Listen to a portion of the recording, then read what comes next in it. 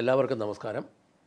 ഏതൊക്കെയാലും കേരളത്തിൽ കാത്തിരുന്ന മുഖ്യമന്ത്രിയെ ഹൈക്കമാൻഡ് പ്രഖ്യാപിച്ചു. ജനഹിതം മാനിച്ചതിന് ഹൈക്കമാൻഡിന് പ്രത്യേകമായി നന്ദി പറയുന്നു. ഈ നഷ്ടപ്പെട്ടു പോയ അല്ലെങ്കിൽ കോൺഗ്രസ്സിന് നഷ്ടപ്പെട്ടു പോയ സംസ്ഥാനങ്ങളിലെല്ലാം ജനഹിതം മാനിക്കാതെ മുതുകളവന്മാരെ പടുകളവന്മാരെ കൊണ്ട് നിയമിച്ചതാണല്ലോ പാർട്ടി നശിച്ചു പോയത്. ഏതൊക്കെയാലും ഇവിടെ അങ്ങനെ സംഭവിക്കാതെ ആ അവസാന സമയത്തെങ്കിലും ഹൈക്കമാൻഡ് യോഗ്യമായിട്ട് തീരുമാനമെടുത്തതിന് ഹൈക്കമാൻഡിന് ഞങ്ങൾ പ്രത്യേകമായി നന്ദി പറയുന്നു. ഈ വി ഡി സതീശനെ മുഖ്യമന്ത്രിയായി പ്രഖ്യാപിച്ചതിലല്ല ഞങ്ങൾ സന്തോഷിക്കുന്നത്, കെ സി വേണുഗോപാലിനെ പ്രഖ്യാപിക്കാത്തതിലാണ്. കാരണം എന്താണെന്ന് വെച്ചാൽ ഈ മണ്ണും ചാരി നിന്ന് ഒരുത്തം പെണ്ണും കൊണ്ട് പോകുന്നത് ശരിയല്ല എന്നതിലാണ് സന്തോഷം. ഈ വി ഡി സതീശന് വേണ്ടി ഫ്ലെക്സ് വെച്ചതിൽ കുറച്ചൊക്കെ എൽ ഡി എഫുകാരുണ്ട് എന്നുള്ളതൊരു യാഥാർത്ഥ്യമാണ്. ചിലയിടത്തൊക്കെ പ്രകടനം നടത്തിയതിനകത്തും എൽ ഡി എഫുകാരൊക്കെ കാണാം. ഈ കതറിട്ടതായതുകൊണ്ട് ഇതിപ്പം കോൺഗ്രസ് ആണോ കമ്മ്യൂണിസ്റ്റ് ആണോ എന്നൊക്കെ അറിയാവുന്നവർക്കല്ലേ അറിയത്തുള്ളൂ. ഈ ലോകം മുഴുവൻ ഇരിക്കുന്ന മലയാളിക്ക് ഈ പ്രകടനം കാണുമ്പോൾ ഇത് എൽ ഡി എഫ് ആണോ യു ഡി എഫ് ആണോ എന്നൊന്നും അറിയത്തില്ല. ഈ ചുമന്ന കൊടി പിടിച്ചെങ്കിലല്ലേ എൽ ഡി എഫ് ആണെന്ന് അറിയാവൂ. അതുകൊണ്ട് അവരൊക്കെ കൂടിയിട്ടുണ്ടെങ്കിൽ പോലും യഥാർത്ഥത്തിൽ കേരളത്തിലെ നിഷ്പക്ഷക്കാരായ ജനം ഭയങ്കരമായിട്ട് തിരിഞ്ഞ് കൂട്ടത്തോടെ കുത്തിയതുകൊണ്ടായി 102 സീറ്റ് കിട്ടിയത്. അന്നേരം അതിനകത്ത് സാധാരണക്കാരായ വീട്ടമ്മമാർക്ക് പോലും നമ്മൾ മനസ്സിലാക്കുന്നത് വി ഡി സതീശൻ മുഖ്യമന്ത്രി ആകണമെന്നായിരുന്നു താല്പര്യം.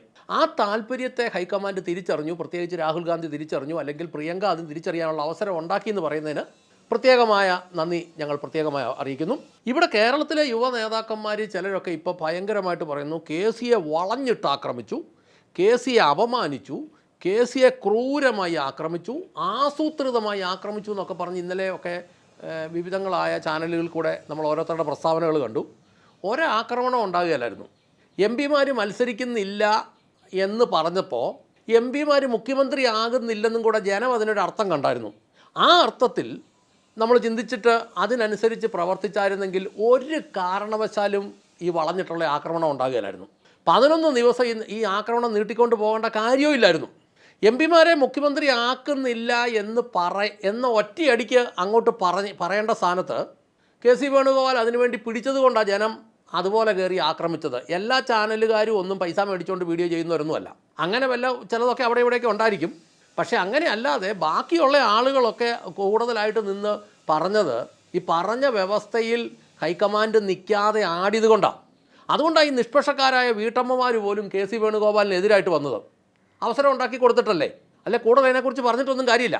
അങ്ങനെ അവസരം ഉണ്ടാക്കി കൊടുത്തു എന്നുള്ള ഒരു പാളിച്ച, ഫ്ലക്സ് വെക്കാനും തർക്കം ഉണ്ടാക്കാനും ഉള്ള ഒരു പാളിച്ച തുടക്കം മുതൽ ഹൈക്കമാൻഡ് ഉണ്ടാക്കി കൊടുത്തു എന്ന ഒരു പാളിച്ച. പക്ഷേ അവസാന സമയത്ത് ഹൈക്കമാൻഡ് എന്താണെങ്കിലും മറ്റ് സംസ്ഥാനങ്ങളിലൊന്നും കാണിക്കാത്ത പോലെ ഒരു വ്യത്യാസം, ഒരു ജനഹിതം മാനിച്ചതിന് എല്ലാവർക്കും നന്ദിയുണ്ട്.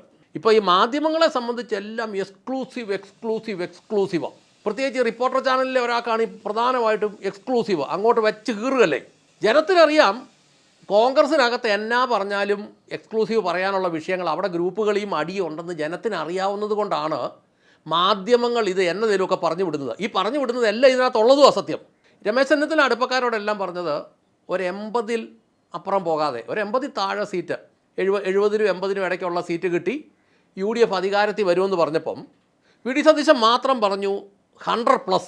എല്ലാവരും അത് തമാശയായിട്ട് കണക്ക് കൂട്ടി. ഈ 100+ എന്ന് പറഞ്ഞത് 100 വന്നപ്പോൾ തന്നെ വേണമെങ്കിൽ ഹൈക്കമാൻഡിന് ഒറ്റയടിക്ക് പറയാമായിരുന്നു മുഖ്യമന്ത്രി വി ഡി സതീശൻ തന്നെയാണ്. അങ്ങനെ പറയുകയായിരുന്നു ഈ പ്രശ്നം ഒന്നും ഉണ്ടാകുകയില്ലായിരുന്നു. ഞങ്ങൾ കഴിഞ്ഞ വീഡിയോയിൽ കെ സി വേണുഗോപാൽ ഈ പിടുത്തത്തിൽ നിന്ന്, മുഖ്യമന്ത്രി സ്ഥാനത്തിന് വേണ്ടിയുള്ള പിടുത്തത്തിൽ നിന്ന് പിന്മാറിയാൽ ഈ പ്രശ്നം അപ്പം തീരുമെന്ന് ഞങ്ങൾ കൃത്യം പറഞ്ഞിരുന്നു. കാരണം രമേശ് ചെന്നിത്തലയ്ക്ക് അറിയാം ഇനി കോൺഗ്രസ്സിന് ഒരു ഭരണം കിട്ടുക എന്ന് പറഞ്ഞാൽ അത്ര എളുപ്പമല്ല. ഇനി അഥവാ തന്നെ ഈ 5 വർഷം കഴിഞ്ഞ് രണ്ടാമതൊരു ഭരണം കൂടെ കിട്ടിക്കഴിഞ്ഞ് അന്നേരത്തേനും വടി തോളയിലാകുമെന്ന് പുള്ളിക്ക് അറിയാവുന്നതുകൊണ്ട് കിട്ടുന്ന എന്തെങ്കിലും ഒരു വകുപ്പ് കിട്ടിയാൽ അതുകൊണ്ട് തൃപ്തനായിക്കൊള്ളൂ എന്ന് നമുക്ക് സ്വാഭാവികമായിട്ട് അറിയായിരുന്നു. ഏതാണ്ട് അതിപ്പോൾ സംഭവിച്ചിട്ടുമുണ്ട്. ഞങ്ങളെ സംബന്ധിച്ച് ഞങ്ങൾക്ക് പൊതുജനത്തിൻ്റെ ഭാഗത്തുനിന്ന് രമേശ് ചെന്നിത്തലയുടെ ഒരു അപേക്ഷയുണ്ട്. നിങ്ങൾ ആഭ്യന്തര വകുപ്പ് കയറി എടുക്കരുത്. ആഭ്യന്തര വകുപ്പും വിജിലൻസും മുഖ്യമന്ത്രിക്ക് തന്നെ കൊടുക്കണം. വേറെ വകുപ്പുകൾ ഇഷ്ടം പോലെ ഉണ്ടല്ലോ, ധനകാര്യമുണ്ട്, റവന്യൂ ഉണ്ട്, ഏതെങ്കിലുമൊക്കെ കൊള്ളാവുന്ന ഒരെണ്ണം അങ്ങ് എടുക്കുക. ഇനി ഈ ഗവൺമെൻറ്റിന് മുന്നോട്ട് ശോഭിക്കണമെങ്കിൽ ആഭ്യന്തരവും വിജിലൻസും ഒക്കെ കയ്യിലിരിക്കണം. അതില്ലെങ്കിൽ, ശോഭിച്ചില്ലെങ്കിൽ തുടർഭരണമൊട്ട് കിട്ടാനും പോകുന്നില്ല. ഇന്ത്യയിൽ ഒരു 3-4 സംസ്ഥാനങ്ങളിൽ മാത്രം ഭരണമുള്ള കോൺഗ്രസ്സിന് ഉള്ളത് പോകാതെ നിലനിർത്തണമെങ്കിൽ തുടർഭരണങ്ങൾ ലഭിക്കണം. അതുകൊണ്ട് നിങ്ങൾ അങ്ങോട്ടും ഇങ്ങോട്ടും പാരയും കോലും ഒന്നും വെക്കല്ലേ. മുഖ്യമന്ത്രി സ്ഥാനം അങ്ങോട്ട് കൊടുത്തെങ്കിൽ ഇനി ഇവനെ ഇവിടെ പരിപ്പിക്കുകയില്ല എന്നുള്ള ഒരു രീതിയിൽ രമേശ് ചെന്നിത്തലയും കെ സി വേണുഗോപാലിൻ്റെ കൂടെയുള്ള MLA-മാരും കൂടെ ശ്രമിക്കരുത്. ആഹാ അങ്ങനെ പോയോ, എന്നാൽ ഇനി ഇവനെ തീറ്റിക്കുന്നില്ല എന്ന് നിങ്ങൾ തീരുമാനിച്ചാൽ ഒരുത്തനെയും തീറ്റിക്കുന്നില്ലെന്ന് നാട്ടുകാരും തീരുമാനിക്കുന്നൊരവസ്ഥ വരും. അതുകൊണ്ട് പുറകിൽ നിന്നുള്ള പാരയും കോലും എല്ലാം ഒഴിവാക്കണം, ഗ്രൂപ്പ് കളി ഒഴിവാക്കണം. ഇതിനിടയ്ക്ക് ഒരു ചാനലുകാരൻ പറഞ്ഞു കെ സുധാകരൻ വേറെ പാർട്ടി ഉണ്ടാക്കുന്നു, എക്സ്ക്ലൂസീവ്. ഇന്ന് നേരം വെളുത്തപ്പോൾ ഒരു തൂക്കേടുമില്ല. ചിലവന്മാർ ചുമ്മാ ഇങ്ങനെ കലക്കവെള്ളത്തിനകത്ത് മീൻ പിടിച്ച് ജീവിക്കാൻ വേണ്ടിയിട്ട് ഓരോ പരിപാടി ഇറങ്ങിക്കുക. ഈ കഴിഞ്ഞ നിയമസഭാ ഇലക്ഷനിൽ ചില യൂട്യൂബ് ചാനലുകാർ പക്ഷം പിടിച്ച് ചിലപ്പോൾ പൈസയും മേടിച്ച് കാണും, ഇഷ്ടം പോലെ വീഡിയോ പടച്ചു വിട്ടു. 2 ഉദാഹരണം പറയാം. 2020 ഭയങ്കര സാധ്യതകളാണ്, എങ്ങനെ പോയാലും 10 സീറ്റിലും നേടുമെന്നെല്ലാം പറഞ്ഞ് കുറച്ച് ചാനലുകാരെ, ഒരു 3-4 ചാനലുകാരുടെ പേരൊന്നും ഞാൻ പറയുന്നില്ല, നിരന്തരം വീഡിയോ അങ്ങ് പടച്ചു വിട്ടു. ആ ചാനലുകാരനെ ഒന്നും ഇലക്ഷൻ കഴിഞ്ഞ് കണ്ടിട്ട് പോലുമില്ല. പിന്നെ വേറൊരുത്തൻ ജോസ് കെ മാണിക്ക് വേണ്ടിയിട്ട് കേരള കോൺഗ്രസ് അങ്ങ് തകർത്ത് വാരുമെന്നും പറഞ്ഞ് ഇടയ്ക്ക് ഞാൻ അയാളെ വിളിച്ചപ്പോൾ പറഞ്ഞു നിങ്ങളിങ്ങനെ വീഡിയോ ഇറക്കി വിട്ടാൽ നിങ്ങളുടെ വിശ്വാസ്യത പോകും കേട്ടോ എന്ന് ഞാൻ അങ്ങേരോട് പറയുക പോലും ചെയ്തു. എന്നിട്ടും പുള്ളി ആ വാശിക്ക് അങ്ങ് അടിച്ച് കയറ്റി വിട്ടു. ലാസ്റ്റ് എന്ത് ചെയ്യും? അതുകൊണ്ട് ഈ എക്സ്ക്ലൂസീവിനെ ഒന്നും നോക്കണ്ട. വിശ്വാസ്യത പോയാൽ ചാനലുകൾക്ക് പിന്നെ പിടിച്ചു നിൽക്കാൻ പറ്റില്ല. ഈ പ്രാവശ്യം നമ്മൾ നോക്കുമ്പോൾ യൂട്യൂബ് ചാനലുകൾ പലതും ഈ ഇലക്ഷന് മുമ്പുണ്ടായിരുന്ന പല ചാനലുകളും ഇലക്ഷൻ കഴിഞ്ഞപ്പോൾ ഇല്ല. വീഡിയോ ഇട്ട് കഴിഞ്ഞാൽ ഈയിടെ കണ്ടു ഒരുത്തനിട്ടിരിക്കുന്ന വീഡിയോയ്ക്ക് 3 ദിവസം കഴിഞ്ഞപ്പോൾ 1 ലൈക്കാണ്. അങ്ങനെ ആയിപ്പോയി ചാനലുകൾ. ഈ കെ സുധാകരൻ പാർട്ടി ഉണ്ടാക്കുന്നു എന്നും പറഞ്ഞ് കഴിഞ്ഞ ദിവസം എക്സ്ക്ലൂസീവ് എന്ന് പറഞ്ഞത്, ഞാനൊരു രാഷ്ട്രീയപരമായ ഒരു ചായവൊന്നും ഇല്ലാത്തൊരു വീട്ടിൽ ചെന്നപ്പോൾ അവിടുത്തെ വീട്ടമ്മ പറയാം ഈ പണ്ടാരം പിടിച്ച ചാനൽ ഞങ്ങളിപ്പോൾ വെക്കുന്നേ ഇല്ലെന്ന് പറഞ്ഞു.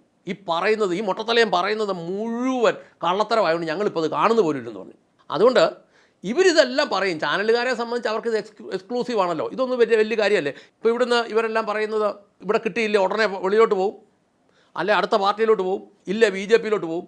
ഇതൊന്നും പോവുകയല്ല. കെ കരുണാകരൻ പോയി DIC ഉണ്ടാക്കി. അവസാനം കെ മുരളീധരൻ വന്നിട്ട്, അന്നത്തെ കാലത്ത് മുരളീധരൻ തെണ്ടെന്ന് ഞാൻ കേട്ടിട്ടുണ്ട്, ഒരു 3 രൂപയുടെ മെമ്പർഷിപ്പ് അല്ലേ ഞങ്ങൾ ചോദിച്ചുള്ളൂ, ഒരു 3 രൂപയുടെ മെമ്പർഷിപ്പ് അല്ലേ ചോദിച്ചുള്ളൂ, അതുപോലും തരാൻ മേലെന്നും ചോദിച്ച് തിരിച്ചു വന്നു. കെ കരുണാകരനെ പോലെ അത്രയും പണി അറിയാവുന്ന ഒരാൾ പോയി DIC എന്നും പറഞ്ഞൊരു സംവിധാനം ഉണ്ടാക്കിയിട്ട് അവസാനം വന്ന് ഇമ്പ വരച്ചിട്ട് ഇതിനകത്ത് കയറി കോൺഗ്രസിനകത്ത് കയറിയെങ്കിൽ രമേശ് ചെന്നിത്തലയൊന്നും ഒരു കോപ്പ് പോവുകയില്ല. പോയിട്ട് കാര്യമൊന്നുമില്ല. ഒന്നാമത്തെ കാര്യം പ്രായം കണ്ടവാനമായി. ഇനി ഇതൊന്നും പോയി അവിടെ ഒന്നേന്ന പണിയെടുത്ത് താഴേന്ന കയറ്റി കൊണ്ടുവരാനൊന്നും പറ്റുന്ന ഒരു കാലഘട്ടമൊന്നും അല്ലാത്തതുകൊണ്ട് ഇതൊന്നും സംഭവിക്കില്ല. അവസാനം 3 രൂപയുടെ മെമ്പർഷിപ്പ് എന്നും പറഞ്ഞ് നടക്കുന്ന പോലെയൊക്കെ നടക്കും. അതുകൊണ്ട് ഈ ഊഹിച്ചുള്ള എക്സ്ക്ലൂസീവ് വാർത്തകളൊന്ന് എന്നാന്നൊക്കെ പറഞ്ഞാലും ഈ കെ കരുണാകരൻ നോക്കിയിട്ട് നടക്കാത്ത കാര്യം കെ സുധാകരനോ രമേശ് ചെന്നിത്തലയോ KC വേണുഗോപാലോ ഒന്നും നോക്കിയാൽ നടക്കുകയില്ല. അതുകൊണ്ട് ഞങ്ങൾ UDF-കാരോട് പറയട്ടെ, നിങ്ങളെ സംബന്ധിച്ച് നിങ്ങൾക്കിത് അവസാനത്തെ സമയമാണ്. കേരളത്തിൽ കോൺഗ്രസ്സുകാരെ ലാസ്റ്റ് പരീക്ഷിക്കുന്ന സമയമാണ്. ഈ പ്രാവശ്യം തന്നെ നിങ്ങളെ ഇത് പരീക്ഷിച്ചത് നിങ്ങളുടെ കഴിവ് കൊണ്ടോ നിങ്ങളുടെ മിടുക്കുകൊണ്ടോ ഒന്നുമല്ല.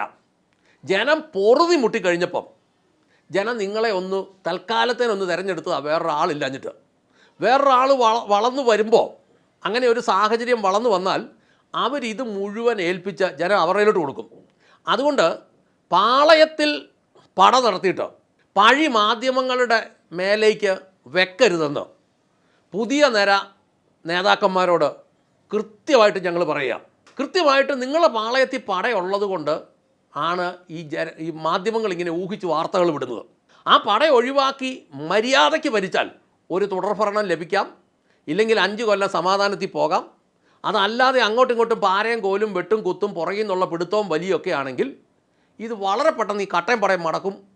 ഇറക്കി വിടാൻ ജനത്തിനറിയാം എന്ന് കൃത്യമായി ഓർമ്മിപ്പിച്ചുകൊണ്ട് നിർത്തട്ടെ. നന്ദി, നമസ്കാരം.